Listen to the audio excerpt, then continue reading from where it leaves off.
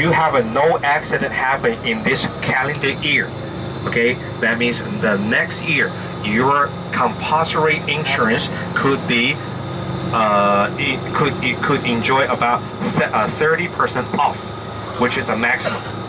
Okay, on top of that, you have to buy some other type of, we call the commercial insurance. For example, glass, stolen, or crash, or something like that. So take my own car, for example, every year I have to pay about 3,200 yuan. That's for a year as part of my car insurance.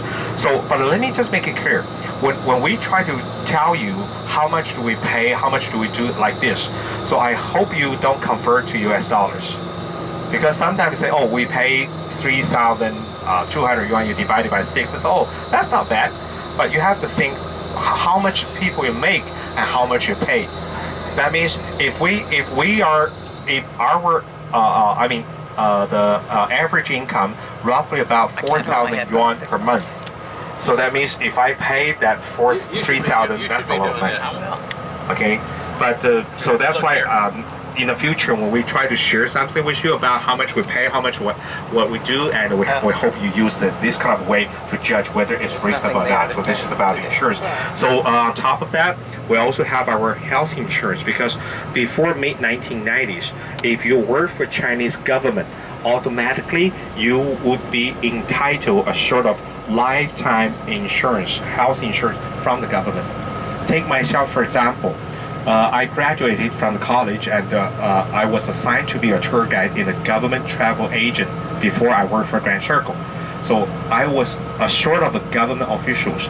So that's why I could enjoy 100% the health care before I went to Singapore. That was in 1996. I didn't need to pay anything, even I stay in the hospital. But from 1990s, the government says that's too much for the government. That's why. And if you work for the government, and you have to pay a sort of a percentage as your health insurance in your account, and the government maybe pay another part of that. Okay, but if for those people who work for a private company, or take myself for example again, because I'm working for Grand Circle as an independent contractor, so personally I don't have any insurance from Grand Circle. So if I don't buy myself a short insurance, I have nothing to protect me. Even though my wife was a teacher before in the college, but I got no right to share hers. I cannot share hers. Our children cannot share parents. You have to have your own. So that's why right now, from about 9 years ago, because a friend of mine doing the insurance business, so that's why I bought a package from her. I have to pay 11,760 yuan per year for 10 years. So, which is known as some major disease, like a heart or whatever. What do you call that? That's a long term. Major medical. So if I go to the hospital any day and say I had a heart problem listed there as a terms and condition, so the insurance company will pay me 250,000 yuan, which is a flat fee. That's all. So if I don't have that insurance, I have nothing. That's why today, if somebody have an emergency, okay, and if you're taken to the hospital by the ambulance, the hospital first, of course, they will give you a little medicine, make sure you don't die. But otherwise, they will ask you, do you have insurance, or do you have money? Because no matter how, you have to put money. If you have no money, sorry, no money, no talk. They won't give you any further medical treatment. Okay, government. Okay, I will tell that later. Okay, so that means that's the problem, because the hospital already complained and say before, and they did take a lot of those patients, but those guys who are poor, once they got over, they got recovered, they just walk out without paying their bill. So that's why so far, even though if you have insurance and you have to pay a sort of deposit from your pocket first as a deposit, and then after you are discharged from hospital, then you could claim your reimbursement based on your terms and conditions. And basically our health insurance, for example, we can claim about 80% and maximum about 90 or 95%. So this is some sort of the insurance situation. Insurance, as I talked to one gentleman saying, that's a pay property tax once which is a flat fee around 3% out of the amount you pay for your property. For example, if you buy this house for 6 million yuan, you only pay 3% out of this 6 million yuan, which is the property tax. 70 years, and then you renew the lease. You change the rule, maybe, who knows. And this is about our properties, okay? And a lot of people try to buy and sell because so far everybody complain in those major big cities, huge cities like Beijing, Shanghai, Xi'an, the property is way expensive. But maybe some of you heard from the media say, have you heard of the ghost city? That means that we have a lot of empty houses and nobody lives there, so we call them ghost city. So most of the ghost cities, they are located in the second tier or third tier cities, not the first tier cities, because they have they overdeveloped than they needed. Okay, they got no discount, but nobody buy that because in China we still practice the how do I say?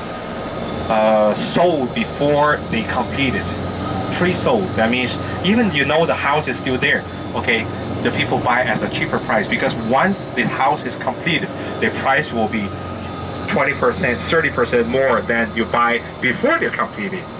So this is one thing. Okay, but so far most of the Chinese people still expecting to own our own properties. And a lot of people say, who are the big pusher of the property price? It's all the mother-in-laws. Because in China, we still keep the tradition is all the boys' family or boys have to pay for a wedding for everything. So if you have a girlfriend, the girl, your future mother-in-law will ask the boy, say, do you have a car? Or do you have a condo? They say no. Then they say, why I marry my daughter to you? They will wait until they will hold this wedding until you really get a house. So that's why we always complain. That's because of the mother-in-laws. Okay, so this is one thing. Okay, and also talking about those cars, because so far I think a lot of Chinese people also expecting to own cars. Personally, I didn't have my own car until 2009 March because at that time, the world economy was not good. So the Chinese government decided to push they call the domestic economy by investing 4,000 billion Chinese yuan. 4,000 billion Chinese yuan. But I told you like this: 4,000 billion yuan. No single dollars, no single yuan went to the private business. All went to the government business. That's why. And that's really pushed our inflation a lot so far. Okay, yeah, because but I bought my first car in March 2009 because they reduced the tax from 10% to 5%. That's why I could save about 5,000 yuan to buy my car. But gradually we have too many vehicles, too many automobiles on the road. So that's why the government have another idea, say, oh, we have to restrict, we have to control you guys driving. That's why in Beijing every day they will restrict 2-digit numbers, which is the last digit numbers for every day. That means you cannot drive if you have that's digits. But this is another issue.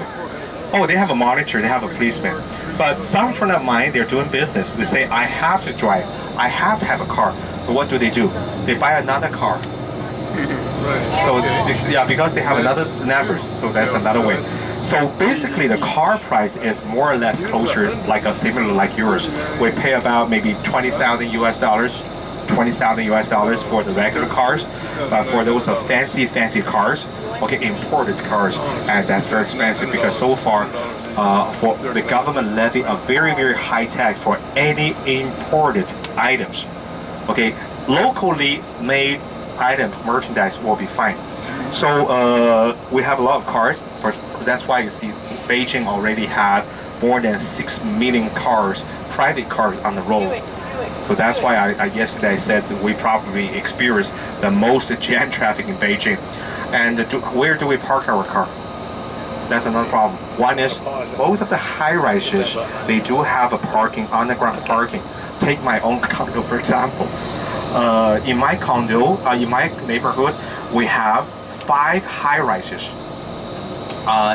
Each building have about 500 to 600 families. But do you know how many underground parking do we have? We only have a 118 parking on the ground. But do you know how much do we pay for that? Okay, for that small space, just like a parking by the street, those small one, just good for one parking. Okay, because I moved to that condo in the year 2008, so at that time, cost us about 30,000 US dollars. 30,000. You still have to pay every month about 200 yuan, something like that, every month for cleaning, maintenance, and security or something like that. You have to pay something like that. And the gas cost, the gas is about so far 6.6 yuan per liter, and make it about more than $5 per gallon. Yeah, so that's why, and a lot of people just pull over and also park their car by the streets, but that's illegal. So you face a risk like that. Okay, one is your car could be stolen. Second, your glass could be broken, or your